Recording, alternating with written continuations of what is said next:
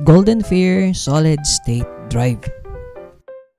Hello guys, what's up? My name is Razal and welcome na naman po sa inyong lahat sa ating panibagong episode dito nga po sa ating channel and dito rin po sa ating Facebook page. And today's video nga guys is mag-unboxing and reviews na naman tayo about doon sa ating nabiling product doon sa My Lazada. At yun nga guys, yung Goldenfear 2.5 inch 120GB Solid State Drive. At yun na nga guys, before nga tayo dumako doon sa ating actual unboxing, gusto ko muna kayong anyayahan na mag-like and mag-share ng ating mga videos dito nga sa ating Facebook page at gayon rin mag-watch and subscribe doon sa ating YouTube channels. So yun na nga guys, without further ado, let's go!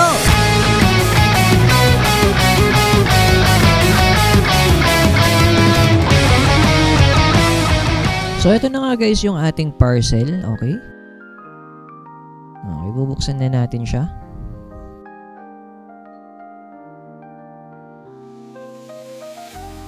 At ito na nga guys yung box ng Goldenfear. At dalawang kulay nga guys yung pwede mong pagpilian dito. It's either white or black. Ang pinagtataka ko lang talaga dito guys is wala talaga tayong makitang mga warranty cards dito sa ating mga nabibiling item. At dito nga sa part na to guys is ilalabas na natin yung ating mismong SD card. Oops, baliktad pa.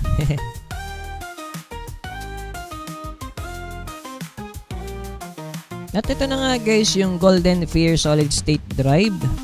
And ito rin yung kanyang manual. At sabi nung mga gumagawa rin ng ganitong content guys is hindi daw natin yan kailangan kaya tapon na natin. Twink. At ito na nga guys yung ating Goldenfear 2.5 inch 120GB Solid State Drive. At syempre guys, hindi natin palalagpasing maikabit siya doon sa ating PC. At ito na nga guys yung ating PC. Okay. At dito nga sa part na to guys, hinahanap na natin yung ating SATA cable para nga maikabit na natin dito sa ating mismong computer. At shoutout nga pala sa aking kapatid guys na tumulong sa akin sa pagkakabit ng ating SDD doon sa ating computer. At dito nga sa part na ito guys is nakita na natin yung ating SATA cable kaya nga naman kinabit na natin ito sa ating SSD.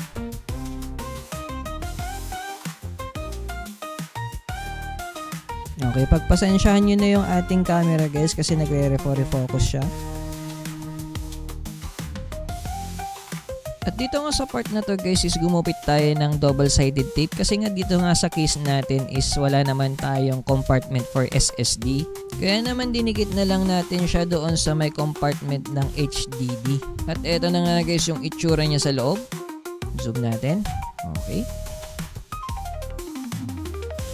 So dito naman sa part na to guys, binoot na natin yung ating computer nang sa gayon makita natin kung totoo nga bang 120GB yung ating SSD. And as you can see guys, 120GB nga talaga yung ating total capacity for our SSD. Ibig sabihin, legit tong item na to. So dito naman sa part na to guys is mag-i-install na tayo ng ating OS. Okay, medyo matagal na process yan. Kaya naman kinat na natin and boom, eto na nga guys yung ating startup window. And eto na nga guys yung ating desktop. At kailangan na lamang nating mag-install ng mga drives for our GPU. Pero hindi na natin yun gagawin sa video na to guys. So ano nga ba itong solid state drive na sinasabi ko guys? Siya ay storage ng computer guys na gumagamit rin ng flash memory. So naahambing siya guys doon sa mga SD cards, mga USB, mga ganun. Pero ginagamit siya as hard drive ng computer. And most commonly known kasi na hard drive guys is yung HDD or yung hard drive disk. Ngayon ano nga ba ang pinagkaiba ng SSD sa HDD? So una guys, yung ating SSD kasi is wala siyang moving parts. Hindi katulad ng HDD na merong moving parts at ito nga yung kanyang disk.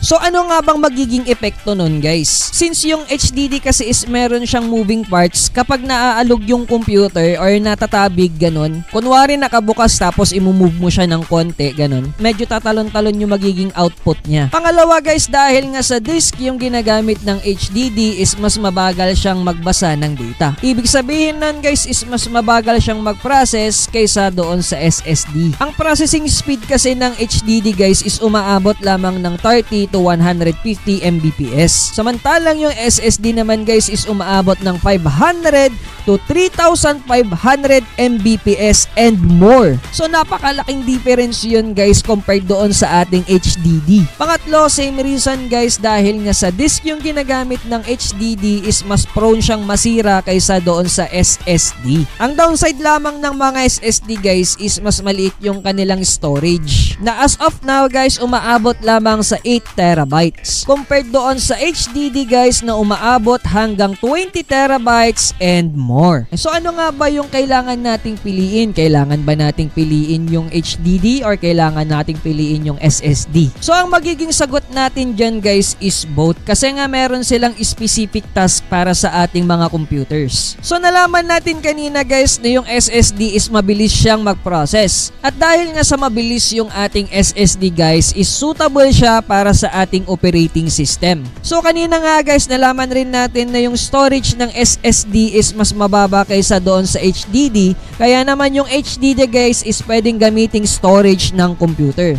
Storage? Oo guys, kasi nga dalawa yung storage ng ating PC, di ba? Meron nga tayong drive C guys kung saan nakalagay yung ating mga operating system. At meron naman tayong file storage guys na drive D. At oo nga guys, nakakakita nga tayo ng drive E, drive F, ganyan. Kasi nga guys, yung storage ng computer na yun is upgraded na. At yun na nga guys, sana nakatulong po itong video sa inyo, hindi lamang sa actual reviews natin about Golden Fear, kundi pati doon sa information about sa ating HDD and SSD. At yun na nga guys, maraming salamat po ulit sa inyong panunood dito nga po sa ating channel and dito rin po sa ating Facebook page, at sana nga po patuloy po ninyo akong suportahan dyan sa mga platform na yan, sapagkat malaking tulong po yan sa akin para makagawa pa tayo ng mga ganitong klaseng video nang matupad na nga natin talaga yung ating pangarap na maging isang legitimate vlogger. So yun lang nga guys, maraming salamat po ulit, and my name is Razel. This is my unboxing and reviews channel, and may God bless you all.